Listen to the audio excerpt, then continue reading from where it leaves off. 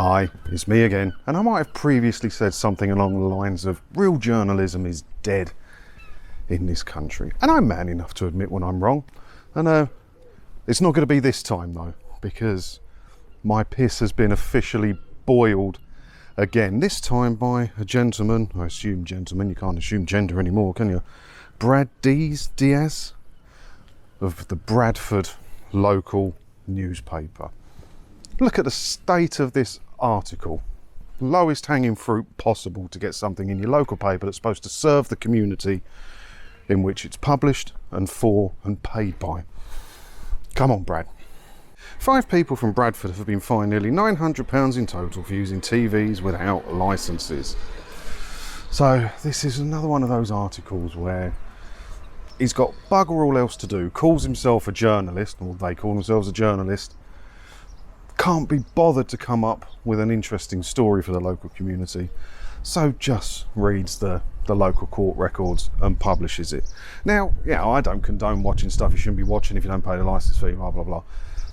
So these people have obviously got into trouble for doing something they shouldn't have been doing, i.e. watching a recording something or accessing BBC iPlayer without paying for the appropriate television licence fee. But why does this need to be published in the local paper? And the bit that annoys me the most about it, as many of you know, there's 5 people, 5 listed in this article, 5 people, their full name and the road they live on. And that's serving the local community. Is it? Really? All 5 were sentenced at Kirklees Magistrates Court on August the 9th for a charge of using a television set without a licence. Nice way to propagate the myth that to own a television you must pay the licence fee. No journalism check on here at all. Nowhere in here does it say you don't require a television licence if you don't watch or record anything that's being broadcast or use BBC iPlayer. Doesn't mention it. He's done no journalistic work at all. It's just naming and shaming people in his local community, which I'm not gonna do. But he just lists here. Where are we? One of them, she was found guilty of the charge, blah, blah, blah. 36-year-old was ordered to pay, age as well. So name, road they live on, and their age, lovely. Where are we? So £440 fine, £176 surcharge to fund victim services, and £205 in costs. And it goes on and on and on, various different fines and victim surcharges. Why that needs to be paid for this sort of offence is beyond me. Yeah, it's not right, is it? Do you think it's right? I mean, I had a little check. You can click his name on here, right?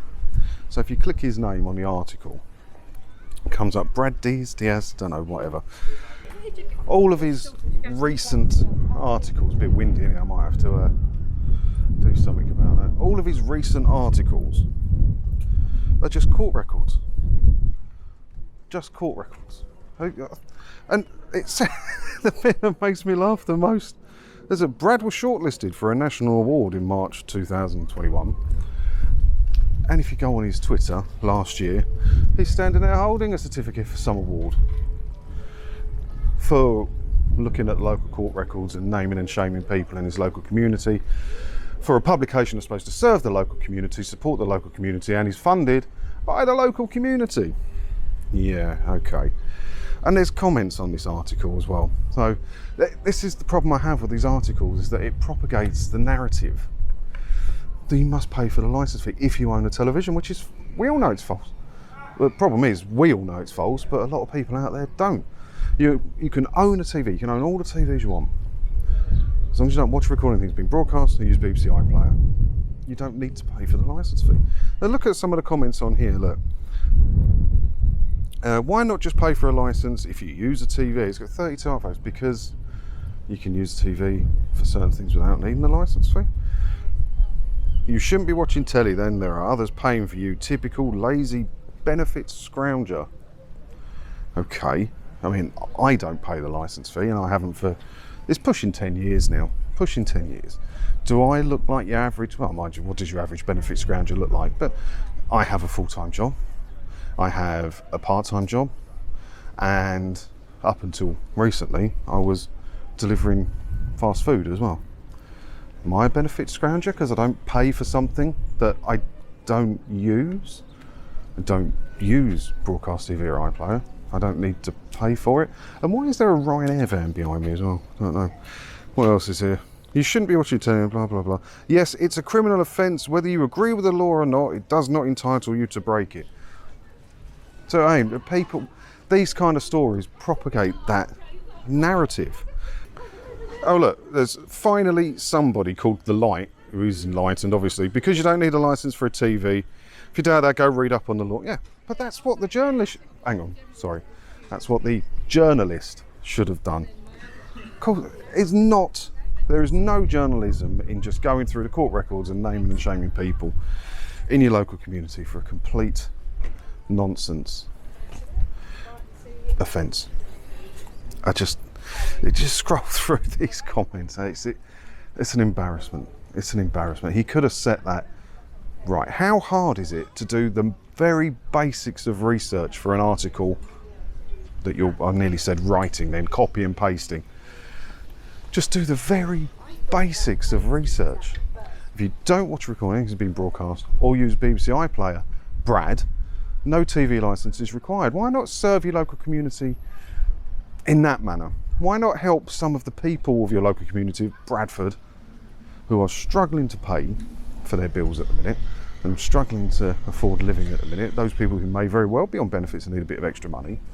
Why not help them? Why not help them by giving them the full facts of what you can and can't do if you choose not to pay for the TV licence fee, and save some people in your local community 159 quid a year? Wouldn't that be serving your local community? Don't like it, Brad.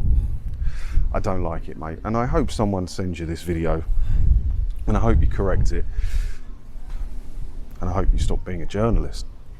Okay, hang on. Journalist. Because you're not one, are you? You're not one. I think I did have another story here somewhere. Where are we? Bully BBC, order to end TV licence farce as pensioner revolt leaves £143 million black hole. Yeah, our good old friend of the channel, Dennis Reed of Silver Voices, having another little chat, because I've been saying for a while that the very least the BBC can do is return the free licence fees, right? Just return them. Just say, put your hands up, say, we did it wrong. We're sorry. We're going to give everyone over the age of 75 a free licence again. But if they were going to do it, that would have happened by now. Dennis Reed had a meeting booked in with Tim Davie, the boss of the BBC, last year, or was it the year before? Tim didn't turn up, sent some of his lackeys. That's how important it is to him. That's not going to happen. It's not going to happen. He's talking a lot about it. There's quite a lot now of silver tops, shall we call them, not paying the licence fee. And they're called in here in this article, and the Express is normally on our side with this sort of thing, but the Express is calling them refusenicks.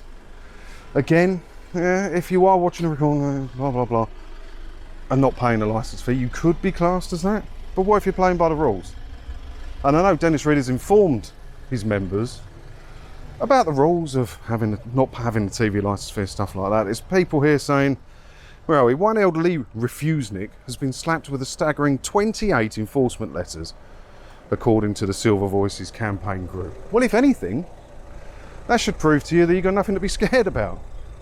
Nothing's happened to this older person, and they got 28 letters trying to enforce it. Well, it didn't work, did it? It's not being enforced. Well, you got nothing to be scared about. It's just steep that hill. Nothing to be scared about. If you don't watch a recording, anything's being broadcast. Someone got a parking ticket.